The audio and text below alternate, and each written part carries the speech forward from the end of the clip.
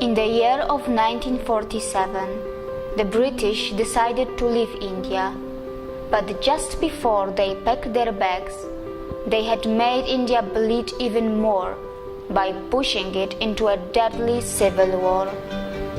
Who would have thought at that time that just in a few decades, Indian companies would be buying and taking over the top British brands like Jaguar, Range Rover, or the famous tea brand that we know as Tetley?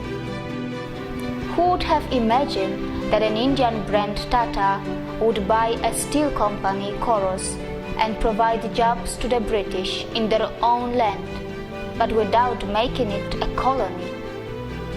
Actually, I will not be very surprised if this video will shock the international community a bit. When you hear the word India, the images that come to your mind are something like this. When the media in your country talks about India, they show you clips like this. But what they are not showing you, and what they are actually hiding from you, is that India also looks like this. Who could have thought a few decades earlier that the British government would be panicking and calling a special session of Parliament when an Indian company Tata would decide to sell their brand Coros, which would be making thousands of British jobless? Who could have thought that in just a few decades after the independence from the British, an Indian company Tata would actually become the biggest private sector employer of the UK? It took just a few decades for the Indians to show what they were capable of, and all of this was done in a complete fair business environment, not by colonizing, looting, and killing as the British did. And I am not talking about just one Indian brand. Today, there are many brands and individuals from India who are creating huge business empires on the land of the UK.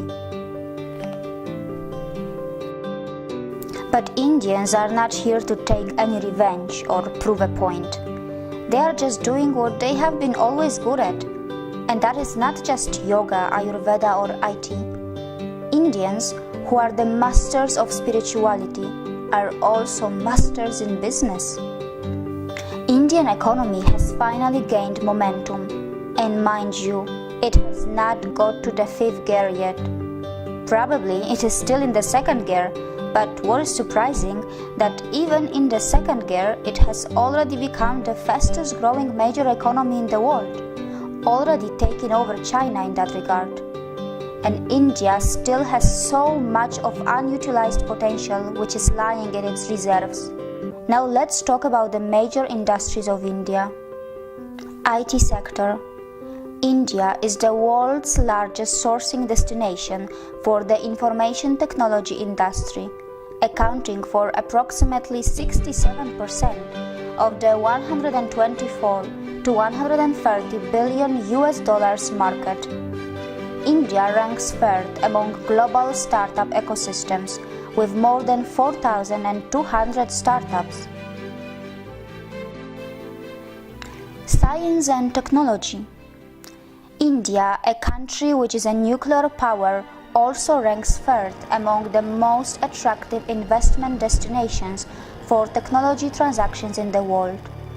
The Indian Space Research Organization, ISRO, has completed its mission of developing India's independent navigation system by launching Indian Regional Navigation Satellite System, which means India has its own version of what in the West we know as GPS. India is constantly helping other countries like Singapore, Germany, UK, and many more to launch their satellites as well. It has successfully undertaken space mission to Moon and even Mars. Pharmaceuticals sector. The Indian pharmaceuticals market is the 3rd largest in the world in terms of volume, and India is the largest provider of generic drugs. Gems and jewelry sector.